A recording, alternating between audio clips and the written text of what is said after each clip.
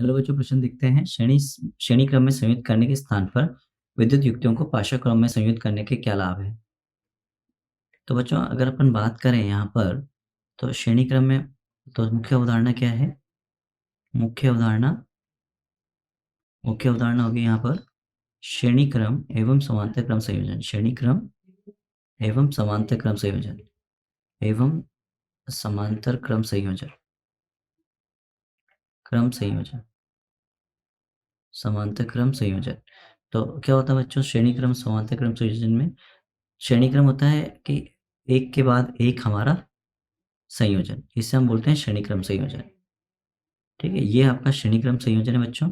और अगर संयोजन समांतर क्रम में तो वो ये समांतर क्रम संयोजन है। ठीक है क्या? ऐसे आप सोचो, अगर हमने युक्तियां मान लो इसे श्रेणी क्रम में लगा रखी है ऐसे, ठीक है, तो अगर ऐसे श्रेणी क्रम में लगा रखी है और एक भी अगर खराब हो गया तो सर्किट टूट जाएगा। मान लो ये बल्ब, 3 बल्ब लगाया मैंने, B1 B2 B3, और यहाँ पे मैंने बल्ब लगाया है B1 B2 B3। ठीक है, यदि कोई भी एक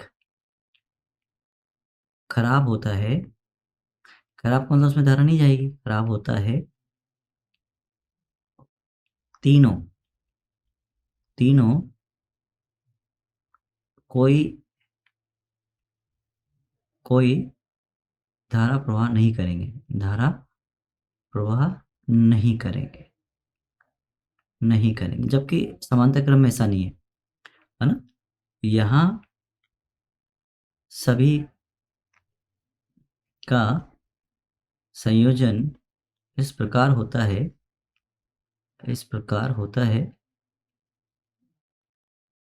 है कि कोई भी एक खराब हो जाए, कोई भी एक खराब हो जाए तो उसका खराब हो तो उसका दूसरे पे कोई प्रभाव नहीं पड़ता, उसका दूसरे पर कोई प्रभाव नहीं पड़ता,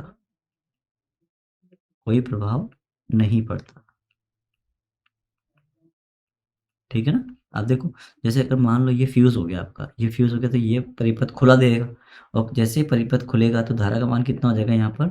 0। अब यहाँ अगर धारा का मान 0 हो गया तो क्या बच्चों सभी में कोई धारा प्रवाहित नहीं होगी, लेकिन ऐसा अगर यहाँ 0 होगा धारा का मान तो धारा तो यहाँ से भी प्रवाहित कर लेगी, यहाँ से भी प्रवाहित कर लेगी। ठीक है ना? तो अगर I1 0 हो जाए, मान लो ये I1 है, ये I2 है और ये I3 है, I2।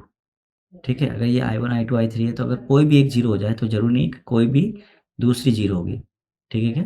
तो अगर मान लो यहाँ से हमारे पास I1 0 हो गई, I1 I2 I3, मान लो I1 0 हो गई, तो ये आवश्यक नहीं, तो I2 और I3 आपकी 0 नहीं होगी, I3 भी 0 नहीं होगी। तो यही इसका उपयोग होता है बच्चों कि कोई भी अगर एक आपकी युक्ति खराब हो जाए तो उसका उस पे दूसरी युक्ति पे कोई प्रभाव नहीं पड़ता। मैं आशा करता हूँ आपको समझ में आया होगा। धन्यवाद।